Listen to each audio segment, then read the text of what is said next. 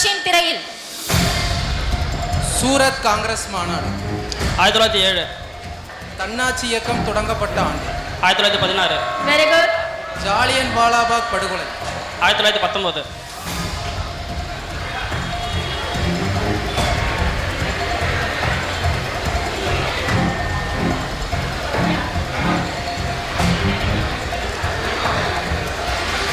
அன்னி பெசன்ட் அம்மையார் மறைந்த ஆண்டு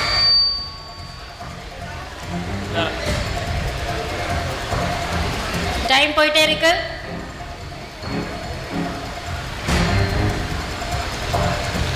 ஆங்கிலேய அரசு வெள்ளை அறிக்கை வெளியிடப்பட்ட ஆண்டு 1933.